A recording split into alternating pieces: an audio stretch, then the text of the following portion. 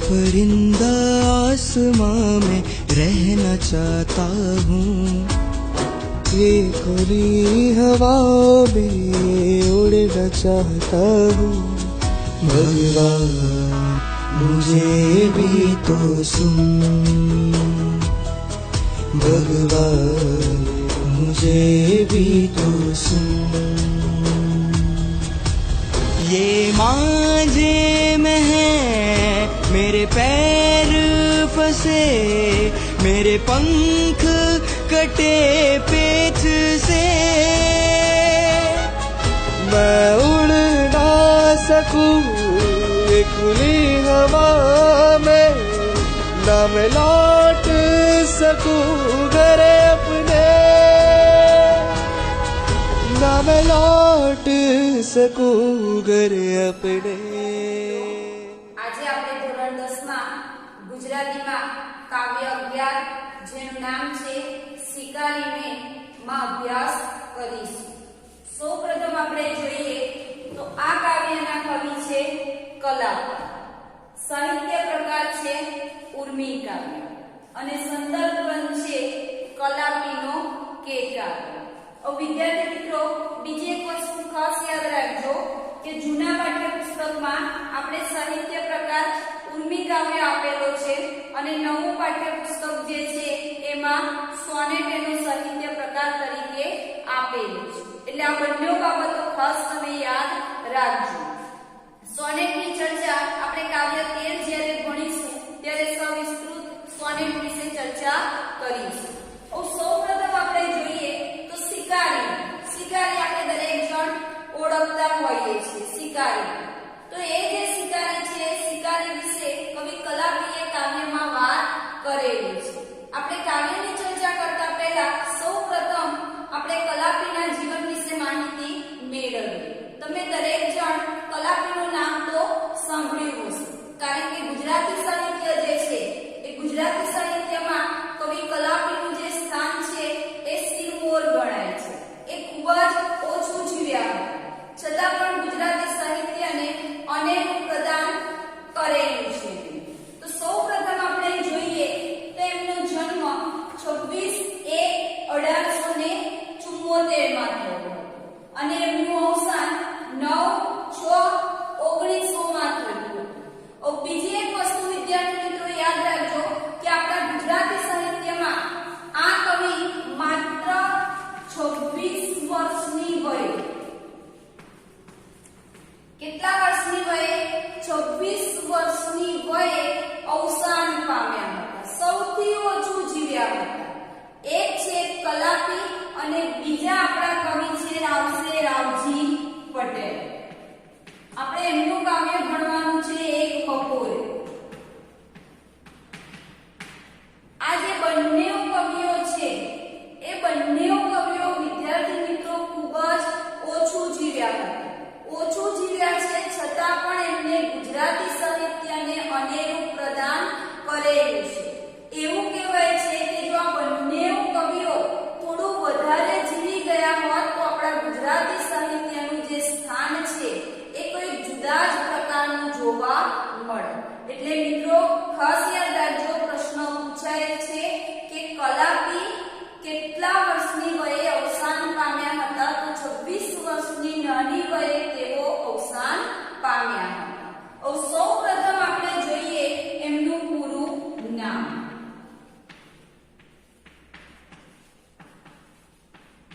મિત્રો આ પ્રશ્ન મોસ્ટ આઈએમપી છે, આઈએમપી કરી દેજો।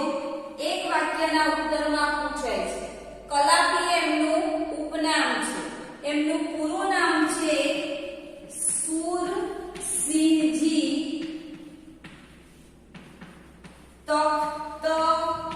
તખ્તસિંહજી ગોહિલ। પૂરું નામ શું છે? સુરસિંહજી તખ્તસિંહજી ગોહિલ। આ એક ગુણમાં તમારે પ્રશ્ન પૂછાશે। બીજા નંબરે આપણે જોઈએ એમનું જન્મ સ્થળ। એક આ પ્રશ્ન પણ વિદ્યાર્થી મિત્રો ખાસ અગત્યનો છે કે આ કવિનો જન્મ અમરેલી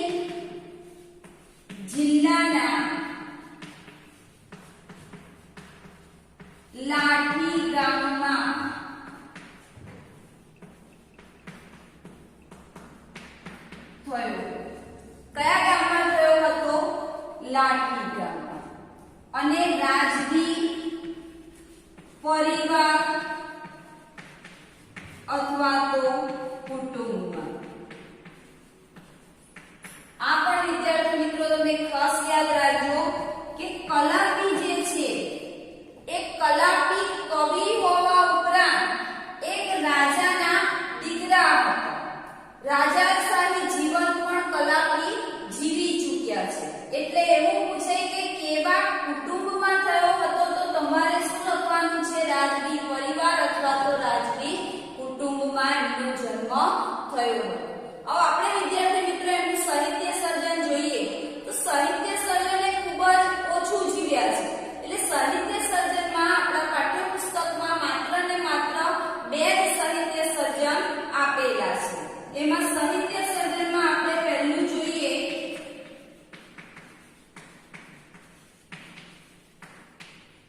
તો પહેલું સાહિત્ય સર્જનમાં એમનો એકમાત્ર કાવ્ય સંગ્રહ છે જેનું નામ છે કલાપીનો કેકાર. યાદ રાખજો એમનો એકમાત્ર કાવ્ય સંગ્રહ કયો છે? કલાપીનો કેકાર. આ પ્રશ્ન પણ મિત્રો તમારે ખાસ પૂછાય છે. બીજો એમને એક પ્રવાસ નિબંધનો ગ્રંથ આપેલો છે જેનું નામ છે કાશ્મીરનો પ્રવાસ. નિબંધ ક્ષેત્રે એમનું પ્રધાના છે શું? કાશ્મીરનો પ્રવાસ. આ 2 જ વિદ્યાર્થી મિત્રો આપણે એમના સાહિત્ય સર્જનમાં અભ્યાસ કરવાનો છે. હવે આ જે કવિ છે એ કવિની કવિતાઓમાં જે મનુષ્યો છે એ મનુષ્યના ભાવો અને જે પ્રાકૃતિક જગત છે એ પ્રાકૃતિક જગતનું પણ દ્રશ્ય કવિએ પોતાના કાવ્યોમાં દર્શાવેલું જોવા મળે છે. તો ટૂંકો કલાપીના જીવન વિશેનો પરિચય છે. હવે વિદ્યાર્થી મિત્રો હવે આપણે જોઈએ કે આ જે કાવ્ય છે એ કાવ્ય કવિ કલાપીએ શિકારીને, યુવાન જે શિકારી છે, આ કાવ્ય યુવાન શિકારીને ઉદ્દેશીને લખ્યું છે. અહીંયા આપણે જોયું ટાઇટલ શિકારી, તો આ જે શિકારી છે એ શિકારી કેવો છે? યુવાન. યુવાન શિકારીને ઉદ્દેશીને આ આપણું કાવ્ય લખાયેલું છે. અને આ કાવ્યમાં પ્રકૃતિ જગત, પ્રાણી જગત અને જે મનુષ્ય જીવન છે એનું સૌહાર્દ કવિએ કાવ્યમાં વર્ણવ્યું છે. ત્યારબાદ આપણે જોઈએ તો વસુધૈવ કુટુંબકમ. વસુધૈવ કુટુંબકમની ભાવના જોવા મળે છે.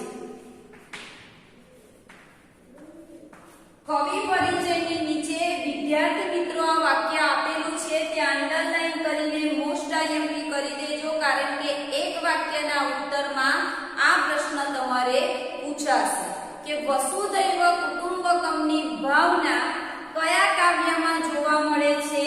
તો શિકારીને કાવ્યમાં.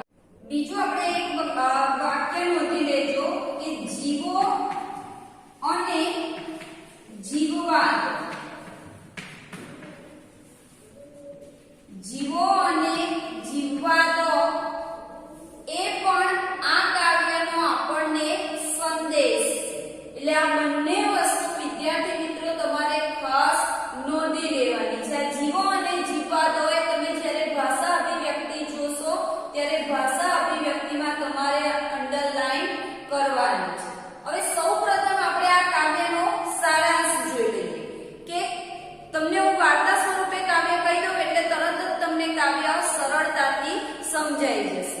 તો કાવ્યની શરૂઆત થાય છે કવિ કલાપી યુવાન શિકારીને કહે છે કે હે યુવાન શિકારી, તું આજે પક્ષીઓ છે પક્ષીઓનો સંહાર કરવાનું એટલે કે એમનો વિનાશ કરવાનું રહેવા દે. કે આ જે વિશ્વ છે એ વિશ્વ સંતોનો આશ્રમ છે. કોનો આશ્રમ છે? સંતોનો આશ્રમ છે.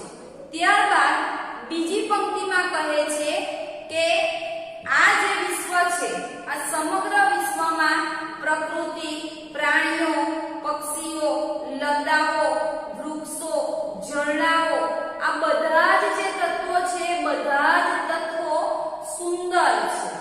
તને આવી જે ક્રૂરતા એટલે કે તને આવી જે નિર્દયતા એ નિર્દયતા તને શોભતી નથી. કારણ કે આ વિશ્વ જે છે એ વિશ્વ સુંદર અને કુમળું છે. આ વિશ્વ કેવું છે? સુંદર અને કુમળું છે. ત્યારબાદ ત્રીજી પંક્તિમાં કવિ કહે છે કે જે શિકારી છે શિકારી પક્ષીને તીર વડે મારવાનો પ્રયત્ન કરે છે. એટલે કવિ શિકારીને કહે છે કે તું પક્ષીને મારવાના તીરથી મારવાના જે નકામા પ્રયત્નો છે નકામા પ્રયત્નોને છોડી દે. કારણ કે તીરથી તો તને પક્ષી નહીં મળે, ફક્ત તેનું મૃત શરીર મળશે. ચોથી પંક્તિમાં કહે છે કે જો તારે પક્ષીને મેળવવું હોય તો તું પક્ષીને મેળવવા માટે કોઈક એક વૃક્ષ પાછળ સંતાઈ જા અને તું એના ગીતને સાંભળ તો પક્ષી તેના ભગવાન સાથે તને તારા હૃદયમાં મળશે. ત્યારબાદ કવિ કહે છે કે આજે સૌંદર્ય પામતા પહેલા એટલે કે સુંદરતાને મેળવતા પહેલા તારે પોતે સુંદર બનવું પડે. કે સૌંદર્યને વેડફી દેતા સુંદરતા મળતી નથી. આ જે કાવ્ય પંક્તિઓ છે એ વિદ્યાર્થી મિત્રો આ કાવ્યની શિરમોર પંક્તિઓ છે. કે આખા કાવ્યમાં જ આ બંને પંક્તિઓ આખી જે આ ઉર્મી કાવ્ય આપણું છે એને સર્વોચ્ચ સ્થાને પહોંચાડી છે. પછીની પંક્તિઓમાં કવિ કહે છે કે તું આ જે સુંદરતા છે એ સુંદરતાને સમજવા માટેનો પ્રયત્ન કર. આ જે સૌંદર્યને જોવા માટેની દ્રષ્ટિ કેળવો. કારણ કે પ્રકૃતિનું રક્ષણ કરવું, પ્રકૃતિનું સંવર્ધન કરવું અને પ્રકૃતિનો આસ્વાદ માનવો એ તો ભગવાન સાથેનું જોડાણ છે. અને કાવ્યના અંતે કવિ શિકારીને કહે છે કે ફરી પાછી એની એ પંક્તિ રિપીટ કરે છે, રહેવા દે હે યુવાન તું સંહાર રહેવા દે. કે હે યુવાન શિકારી તું આ પક્ષીઓનો સંહાર કરવાનું રહેવા દે. અંતિમ પંક્તિમાં કહે છે કે બધે છે આદ્રતા છાઈ તેમાં કંઈ ભળવું ભલું. કે આ સમગ્ર વિશ્વમાં વિનાશ છવાયેલી છે અને આ વિનાશમાં આપણે જો થોડો ઘણો આ પ્રકૃતિના તત્વોને આપણે થોડો ઘણો આપણે લાભ આપીએ તો આપણું જીવન ધન્ય થયેલું ગણાય છે. આટલી વસ્તુઓ વિદ્યાર્થી મિત્રો આપણે કાવ્યમાં જોવાની છે. હવે બીજી વસ્તુ તમે યાદ રાખજો કે કાવ્યના અંતે અંડરલાઈન પણ કરી દેજો. કવિ પરિચયની નીચેનો જે પેરેગ્રાફ છે કાવ્યનો ભાવાર્થવાળો એમાં આપેલું હશે કે કાવ્યના અંતે કવિ સૌ પ્રકૃતિ જીવો પ્રત્યે અનુકંપા રાખવાની વાત કરે છે. શું રાખવાની વાત કરે છે? અનુકંપા. અનુકંપા એટલે કે દયા. અનુકંપા એટલે શું થશે? દયા. અને બીજો પ્રશ્ન મોસ્ટ આઈએમપી છે કે આ કાવ્ય અનુષ્ટુપ છંદમાં લખાયેલું છે. કયા છંદમાં લખાયેલું છે? અનુષ્ટુપ છંદમાં આ કાવ્ય આપણને લખાયેલું જોવા મળે છે. મિત્રો તો દરેક જણ પોતાની સાથે પાઠ્યપુસ્તક રાખજો અને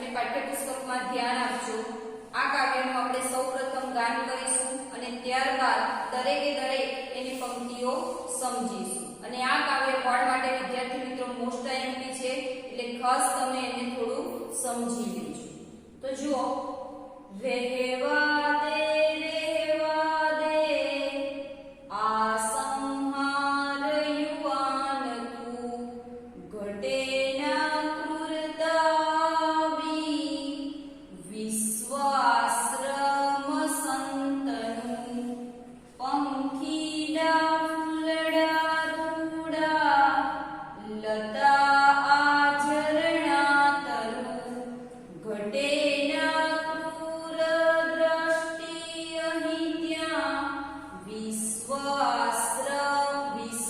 સૌંદર્ય કુમળું, તીરથી પામવા પક્ષી, વ્યર્થ આક્રૂરતા મથે, તીરથી પક્ષી તો નાના, કિંતુ સ્થૂલ મળી શકે, પક્ષીને પામવાને, તો જાનો તું સુણધીતને, પક્ષી તેના પ્રભુ સાથે, હૈયામાં મળશે તને, સૌંદર્યો વેડફી દેતા, નાના સુંદરતા મળે, સૌંદર્યો પામતા પહેલા, સૌંદર્ય બનવું પડે,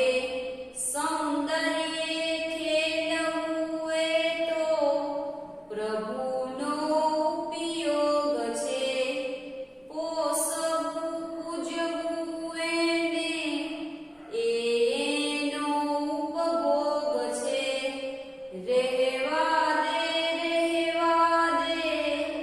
આ સંહાર યુવાન તું, બધે છે આદ્રતા છાઈ, તેમાં કંઈ ભળવું ભલું.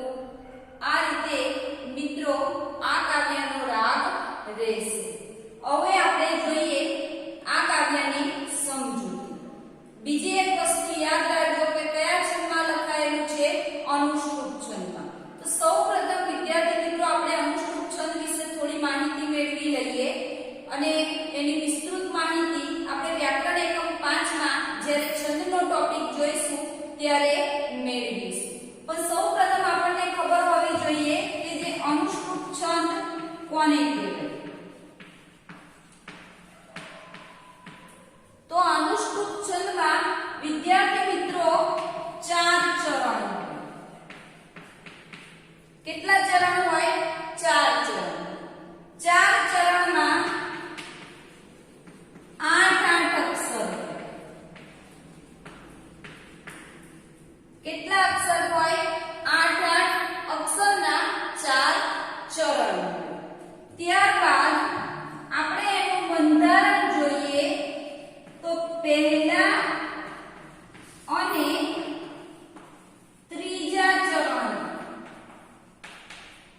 પહેલા અને ત્રીજા ચરણમાં 5, 6 અને 7મો અક્ષર છે એ લઘુ, ગુરુ, ગુરુ હોય. કયો અક્ષર? 5મો, 6ઠ્ઠો અને 7મો અક્ષર લઘુ, ગુરુ, ગુરુ હોય. એ જ રીતે બીજા અને ચોથા ચરણમાં 5,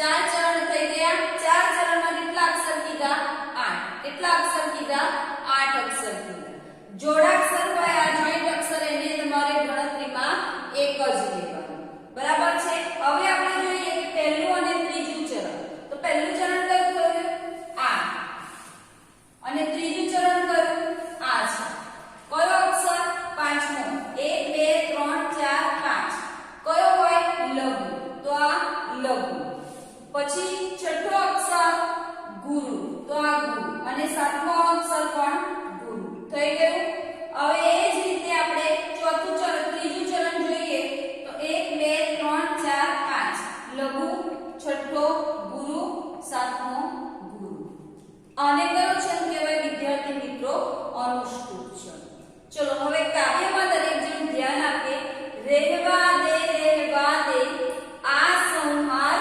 યુવાન મેં કાવ્યની શરૂઆતમાં જ તમને કહ્યું કે કવિ કલાપીએ આ જે કાવ્ય છે યુવાન શિકારીને સંબોધીને લખેલું છે કે કવિ કલાપી યુવાન શિકારીને કહે છે કે રહેવા દે આ સંહાર એટલે વિનાશ સંહાર એટલે શું થાય વિનાશ સંહારનો આપણે વિરુદ્ધાર્થી શબ્દ જોઈએ તો શું થશે સર્જન શું થશે સર્જન અને યુવાનત્વ એટલે યુવાનત્વ કવિ પહેલી પંક્તિમાં કહે છે કે હે યુવાનત્વ આ વિનાશ કરવાનું રહેવા દે કારણ કે વિદ્યાર્થી મિત્રો આ જે પ્રકૃતિના તત્વો છે ભગવાને સરસ મજાનું આપણને પ્રાકૃતિક સૌંદર્ય આપ્યું છે એ પ્રાકૃતિક સૌંદર્યનો આપણે વિનાશ કરવો જોઈએ નહીં એટલા માટે કવિ કલાપી કહે છે કે હે યુવાન શિકારી તું આ વિનાશ કરવાનું રહેવા દે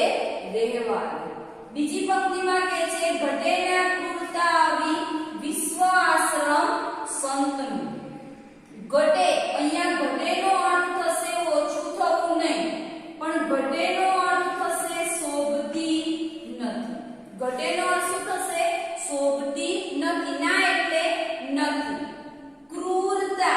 ક્રૂરતા એટલે નિર્દયતા અથવા ઘાતકીપણ ક્રૂરતાનો અર્થ શું થશે નિર્દયતા અથવા ઘાતકીપણ આવી એટલે આવી વિશ્વ એટલે સમગ્ર વિશ્વ સમગ્ર દુનિયા આશ્રમ સંતનું સંત એટલે સંત કે આજે સમગ્ર વિશ્વ છે એ સમગ્ર વિશ્વ સંતોનો આશ્રમ છે હે યુવાન શિકારી તને આવી નિર્દયતા શોભતી નથી ફરીથી કહી દઉં આ સમગ્ર વિશ્વ કોનો આશ્રમ છે સંતનો આશ્રમ છે તને આવી ક્રૂરતા એટલે નિર્દયતા શોભતી નથી એક વાક્યમાં વિદ્યાર્થી મિત્રો પ્રશ્ન પૂછાય છે આ સમગ્ર વિશ્વ કોનો આશ્રમ છે સંતોનો કોનો આશ્રમ છે સંતોનો ચલો વ્યાકરણની દ્રષ્ટિએ આપણે જોઈ લઈએ તો વિરોધાર્થી સંહારનું સર્જન ક્રૂરતામાં પ્રત્યયતા છે કયો પ્રત્યય થશે પર કયો પ્રત્યય થશે પર અને આશ્રમની ધ્વનિ શ્રેણી આપણે જોઈએ તો આ વત્તા સ શરણાઈનો સ વત્તા ર વત્તા અ વત્તા મ આ રીતે એની ધ્વનિ શ્રેણી છૂટી પડશે તો ફરીથી કહી દઉં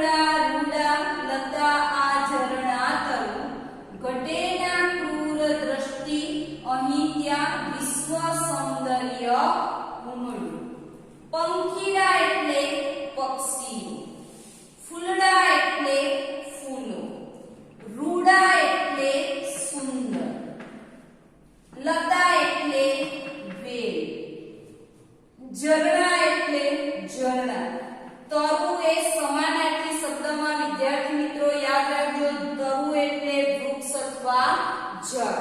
તરુ એટલે શું થશે? વૃક્ષ અથવા જળ.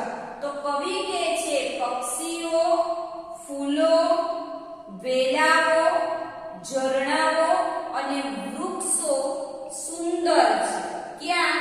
સમગ્ર વિશ્વમાં. કવિ કહે છે કે આ સંતો રૂપી આશ્રમમાં પક્ષીઓ, ફૂલો, વેલાઓ, ઝરણાઓ અને તરુ એટલે કે વૃક્ષો કેવા છે? સુંદર છે.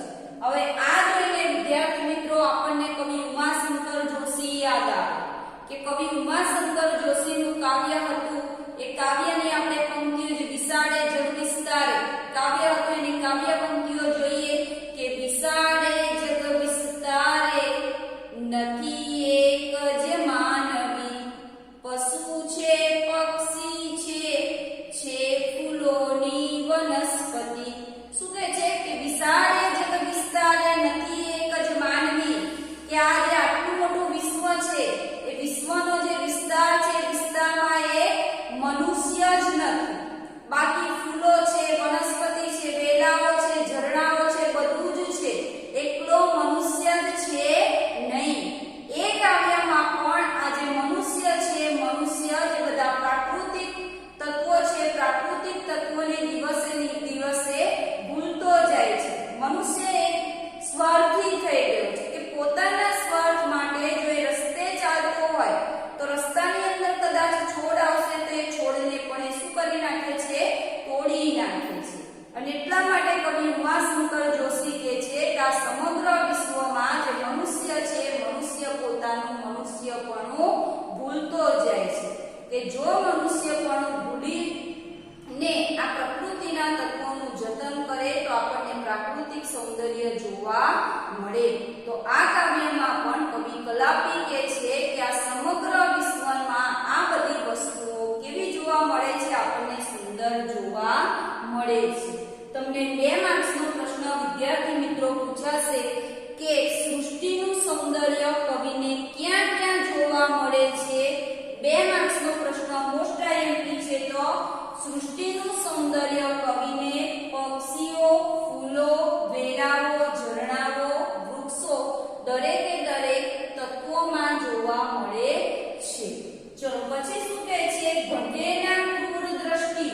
ઘટે એટલે શોભતી નથી, ક્રૂર એટલે નિર્દયતા ભરી, દ્રષ્ટિ એટલે નજર, અહીં ત્યાં એટલે અહીંયા. કે તને અહીંયા આવી નિર્દયતા ભરી દ્રષ્ટિ શોભતી નથી. કઈ જગ્યાએ? આ સમગ્ર વિશ્વના જે આ બધા તત્વો છે એ તત્વોમાં. કે ત્યાં વિશ્વ સૌંદર્ય ઉમળ્યું. કે ત્યાં એટલે ક્યાં? આ જે સમગ્ર વિશ્વ છે, સમગ્ર વિશ્વમાંનું જે સૌંદર્ય એટલે કે જે સુંદરતા છે, સુંદરતા કેવી છે? ઉમળું. ઉમળું એટલે કોમળ. ઉમળું એટલે શું થાય? કોમળ. બરાબર છે. તો જુઓ અહીંયા કુમળુંનો વિરોધાર્થી શું થશે? કઠોર. શું થશે? કઠોર. તો ફરીથી આપણે જોઈ લઈએ કે આ સમગ્ર વિશ્વમાં પક્ષીઓ, ફૂલો, વેલાઓ, ઝરણાઓ, તરુ આ સુંદર છે. અહીં આવી નિર્દયતા ભરી દ્રષ્ટિ તને શોભતી નથી. આ વિશ્વ સૌંદર્ય ઉમળું છે. તો વ્યાકરણની દ્રષ્ટિએ આપણે જોઈએ તો વિશેષણમાં પૂછાય કે ઘટેના ક્રૂર દ્રષ્ટિ અહીં ત્યાં. તો વિશેષણ કયું થશે? ક્રૂર. કયું થશે? ક્રૂર. વિશેષણનો પ્રકાર થશે ગુણવાચક. કયો પ્રકાર થશે? ગુણવાચક વિશેષણ. તો વિદ્યાર્થી મિત્રો આજના લેક્ચરમાં આપણે અહીંયા સુધી અભ્યાસ કરીશું. બાકીની જે કાવ્ય પંક્તિઓ છે એનો અભ્યાસ આપણે આવતા લેક્ચરમાં કરીશું. ત્યાં સુધી તમે આ વિડિયોને વારંવાર જોતા રહેજો.